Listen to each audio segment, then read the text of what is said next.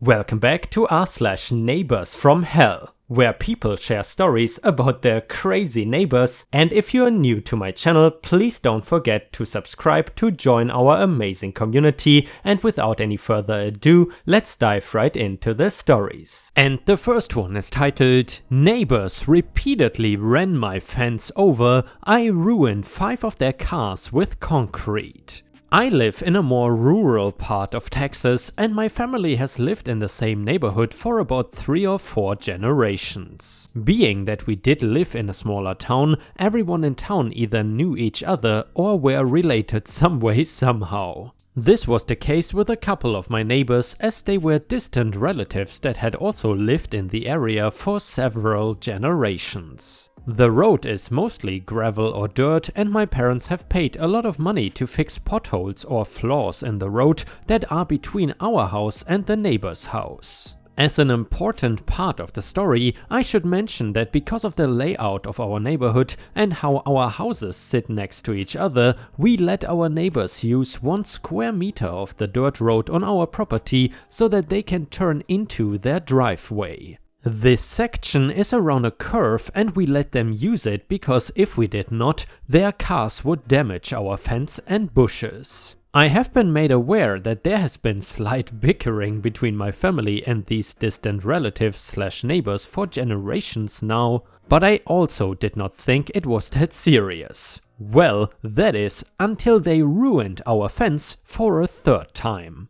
The neighbors were doing some work around their house, a big shocker since they were never willing to fork over money to help pay for the roads, and had ordered a bunch of wood that was being delivered on a large truck. Well, the truck driver ended up running over the fence and bushes. While I admit the fence was a crappy metal fence intertwined with bushy plants and whatnot, this could have been totally avoided if the neighbors had let the truck driver know about using the curved section of the road. All of our plants were damaged, as well as parts of the fence were smashed. And of course, nobody was willing to pay for the damaged fence. My family was obviously not going to pay, as they had nothing to do with this. Why would they pay for someone else damaging their property? And the neighbors were not willing to pay because they felt like they were not responsible for it. We did end up replanting all the plants, which sucked for us because my mom was pretty proud of her growing plants. Part of the fence was also severely bent, and although we tried to fix it on our own, we ended up having to replace it. After discussing this with my father, I had learned that this was the 3rd time those specific neighbors had damaged the fence. When he told me this, I could not believe it. My dad was a retired police officer and dealt with a variety of different cases and criminals, so he knew the law pretty well. I thought that he could use his knowledge to somehow hold the neighbors responsible, but what he did was even better. There were property markers between all the houses because of the dirt road, and he decided that one day we were going to take them up. We then bought a bunch of big barrels and filled them with rocks. My dad knew that the neighbors would not like this because it would make it harder to turn around that curve. However, the barrels would still be on our property, so technically we were not doing anything wrong, but in reality my dad knew what he was doing. And his revenge idea worked, and not just for those pesky neighbors. In the next day or so, we had about 4 different neighbors actually come up to our house and complain about the barrels because they had hit the barrels with their car. The neighbors that damaged our fence even came up to us and were furious because the barrel had scratched their car. They said that they were going to call the police and insist that we pay to repaint their car. However, upon hearing the threat, my dad told them that the police would not do anything because the barrels were on our property, and if people were hitting them, then they were not using the road right. Another neighbor was surprisingly more aggressive and threatened to throw a pickaxe at my dad's back. It was amazing how angry people were getting over these barrels. They were on our property, and all they had to do was use the curve in the road correctly. It had been about a year since we had the barrels up, and because so many people had hit them or scraped them, they were becoming pretty beat up. While many people still complained, nobody ended up calling the police officers, and my dad decided this was his sign to take his revenge on the next level. My dad was also a pretty handy guy around the house, so he used this to his advantage in his next upgrade to the fence. He went out and bought some wood, cement bags, sand and metal poles. He then cut the wood so that he could use it as a mold for the fence. After this, he cemented the wood, creating a small fence around the curve but in a cement block form. My dad also had my mom plant some colorful flowers on top, and while I thought this was just because my mom liked the flowers and that was her thing, my dad stated that it was so when they hit our fence again, they can smell our flowers of victory. And as expected, about 5 or 6 people ended up hitting the concrete fence with their cars within the next couple of days. And yes, even the neighbors that damaged our original fence about a year ago. However, the only difference was this time nobody came to knock on our door and complain. While I originally thought the whole thing was stupid, my dad made his point with the concrete fence, especially because it was on our property. There was not really anything anyone could do about it. It has been a couple of months, and while we have had way less crashes into the concrete fence, it is still holding strong and looks brand new. We also have not had anyone complain yet either, and while it may be too early to tell, I think the petty feud between us and those neighbors might even be over. Because in the end, there was nothing they could really do about it for us to get rid of it. And ripe stars, if you have watched until here and enjoy the stories about crazy and entitled neighbors, then please don't forget to like the video if you want to support my channel. Thank you so much in advance, your help is very much appreciated, and I am very grateful for your daily support. Thank you so much. And the next revenge story starts like this. This is the story of how I escaped my awful house and showed up every single person who thought I couldn't make it on my own. Obligatory background junk. I grew up in an environment that was absolutely less than ideal. My mother, while literally the only good person in my immediate family, and honestly an absolute saint for putting up with all she has these years, has somehow remained married to my racist, crotchety, yelling, angry jailbird of a father who consistently fights with his brother, my uncle, who lived with us and continually spreads his misery wherever he goes. He treated my uncle like a slave, in his own words, but not me, because some part of him did realize that I was his kid and not his servant. While he would yell, screech, and absolutely tear down my self-esteem many times, he did admittedly get better towards me over the years. To the point where, when he was angry, he did attempt not to yell. This did not sit well with my uncle, who decided to turn some 50+ years of rage onto me and my dog in some sort of passive-aggressive attempt at making himself feel better. Belittling us, yelling at my dog, telling me I was stupid, dumb, lazy, and that I don't do anything.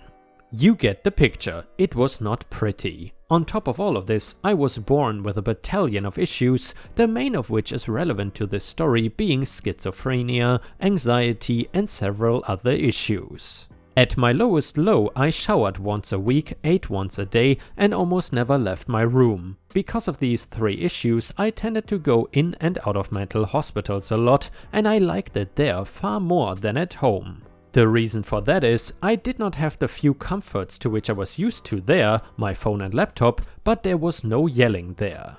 I am also a writer, and while having schizophrenia is no picnic, it makes my work a lot more interesting when I can hear the characters in my head. And being in the hospital led me to write more, which is how this revenge got started. The pre-revenge. Being cooped up in my bedroom, I tended to write a lot. I'm talking 1000-word stories being churned out in an hour or less. While my uncle and my dad were calling me lazy and saying I didn't do anything, I was upping my typing speed, gaining a following of fans, and encouraging other writers. And in the process of encouraging others, I met my friend. We will call him Sebastian, S-E-B, Seb for short. Sebastian and I wrote very similar plotlines and were in a lot of the same fandoms. We clicked right away and got to talking almost every day. I was very honest with Seb about what my home life looked like. He understood my feelings being in a similar position with wanting to leave home. When it became clear to both of us that my home was getting increasingly less safe, we hatched a plan to get me out of there for good.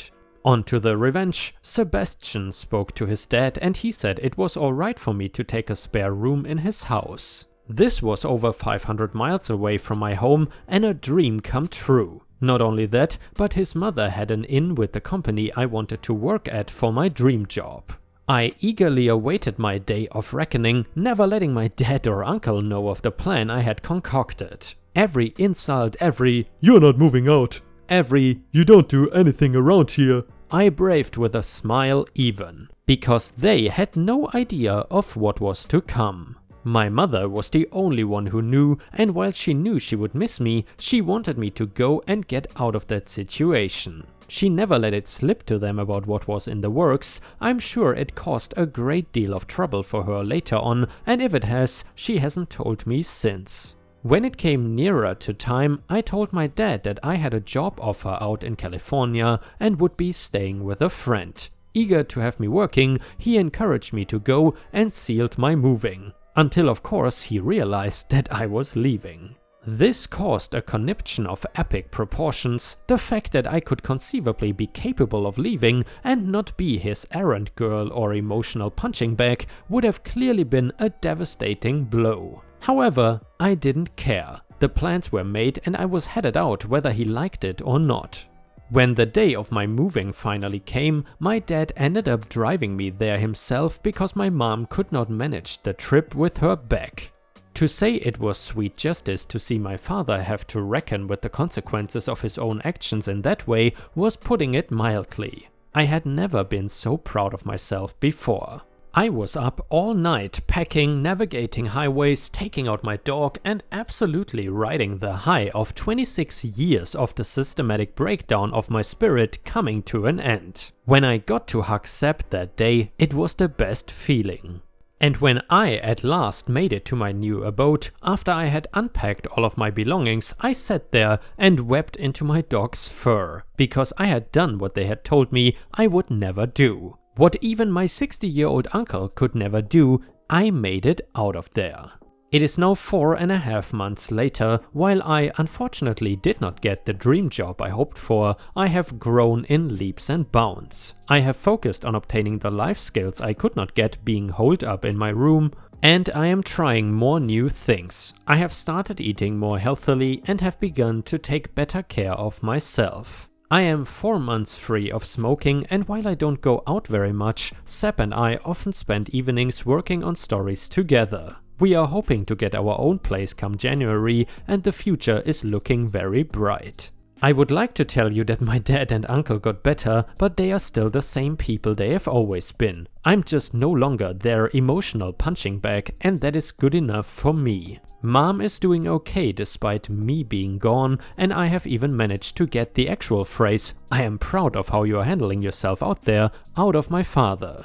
I would say it was possibly my greatest achievement in all of this, making him eat his words. To anybody who is in the kind of situation I faced and reading this, I hope you know it can get better, and it will. Just don't give up, keep trying to make friends and just do the best you can, because someday all that hard work will pay off. And yeah, ripe stars, that is definitely something I have learned in life a long time ago. At least for the most part, hard work always pays off. And I have to say, I am really proud of OP having made it out of that horrible situation, and I gotta say, it is quite an inspiring story. Although I am not 100% sure that it really qualifies as a revenge story, but then again, I am not 100% certain what kind of category this story would fall into. If you have any ideas, please let us know in the comments. And the next story starts like this. This happened a while ago, but I was reminded of it recently. My then fiancée F and I M were at the movies ordering drinks. She is a type 1 diabetic, so she needs to have a sugar-free drink, and I don't like the taste of diet stuff, so I get full sugar drinks. I ordered drinks, and when the server put them down in front of us, asked which one was which. He shrugged, and then when I kept staring at him, expectantly pointed at one and told me he thought that one. I grabbed a couple of straws and took a sip of each, and they tasted exactly the same. I asked if he even gave us a sugar-free one, and he didn't answer. I passed one of the drinks back and asked that he replace it with the sugar-free one. He refused immediately and said once it was poured he couldn't swap it. I explained the diabetes issue and told him I knew for a fact that he could change the drink if a customer wasn't happy. He argued this was not the case and he would be sacked if he swapped it, which I was flabbergasted by, firstly because he was lying and secondly because I had just explained this was a medical issue and then half shouted that it was really busy and he didn't have time to change it, we had already held up the queue enough. I stared at him silently for a moment and then asked, "You're new here, aren't you?" Silence from him. I then said, "I'm OP, I'm one of the supervisors here," while handing him my employee discount card. "I am off work this week, so we haven't met yet. Replace the drink so we can go and see our film and we will discuss this another time." The dude was white as a sheet but got the new drink. A few days later he is in a disciplinary meeting for failing to follow policies and giving poor customer service. Usually that would have resulted in a warning, but trying to force a customer to take a drink that could theoretically put her in a coma upped it to him getting fired. Not only that, but the reason he got a job there in the first place was that his girlfriend worked there and put in a good word for him. His behavior, both the incident itself, she was pissed that she now looked bad for recommending him, and the way he apparently whined about it for weeks afterwards and tried to find a way to sue the cinema instead of looking for a new job, led to her dumping him. So the guy went from being too busy to pour a drink to having no job and no relationship. Guessing he had a lot more free time on his hands after that. And wow, Ripe Stars, this story took a quick 180 and I definitely didn't expect that sort of outcome at the beginning of the story. Would you say that the guy in the story, aka the cinema worker, got what he deserved, or do you think that he got a little bit too much? Please let us know what you think in the comments.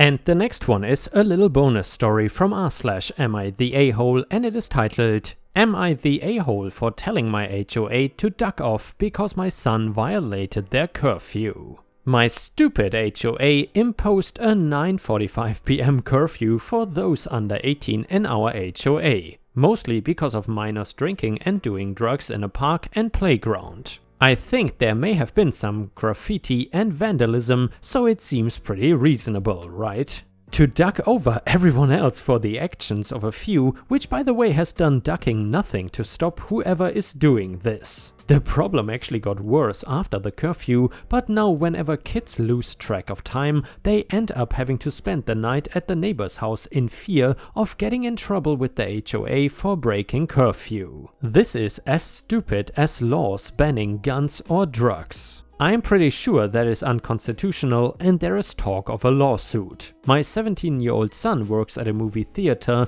and comes home from work oftentimes at midnight or so. He has been asked by HOA board members why he is violating curfew and he explains why. They said it doesn't matter and he is getting a warning. He told them to go to hell and he doesn't respect them or give a duck. I got a letter with a fine. I responded back and told them that I am not paying.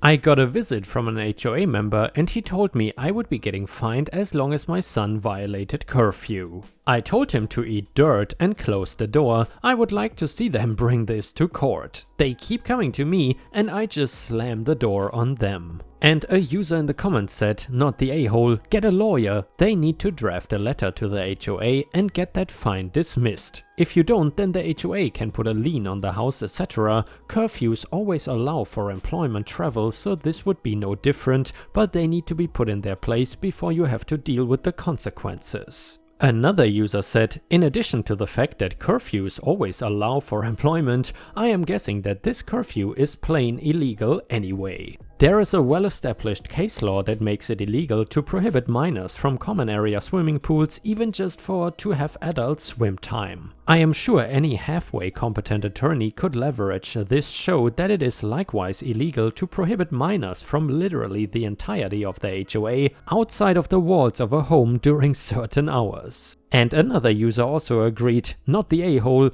what is wrong with your HOA? Review the terms of your HOA, preferably with a lawyer, unless the CC&R specifically state that the HOA has the power to regulate the coming and going of individuals. They have no right to establish a curfew or fine for violations of curfew. And what they are engaging in is a form of extortion. Furthermore, an HOA cannot just make up rules on the fly. Your CC&Rs should have a section on how new rules are propagated, and that is not by the president of the HOA saying, "Screw kids." I would absolutely get a lawyer involved and write them a cease and desist letter, which is the first shot across their bow beyond F off. And I would make sure that the members of your HOA board are made aware that you intend to hold them personally liable as well as the board liable as an entity. You should have your lawyer phrase that last part in the letter. And yeah guys, obviously there is no question here whether or not OP or rather OP's son is the a-hole or not, because obviously the a-hole is the HOA itself for making up ridiculous rules. However, as I said guys, this is only a bonus story because I just noticed it plop up in the subreddit. So of course there are no further updates so far, but in case there is anything else I will keep you posted. And ripe stars, with this we have reached the end of the video. However, if you still cannot get enough of my content, then I would highly suggest to check out my endless binge watch playlist, which will soon show up in the left corner of the screen. In addition, I would really appreciate it if you could not only subscribe to the channel but also turn on the bell notifications, which you can do by clicking on the little bell icon right next to the subscribe button. This will help my channel tremendously, and this will make sure that you don't miss any of my videos. Furthermore, if you want to see additional ripe content that I don't post on YouTube, then I would suggest to head on over to patreon.com/ripeyoutube for more than 50 exclusive videos that you will not see anywhere else. Thank you so much for your amazing daily support, and I hope to see you again tomorrow.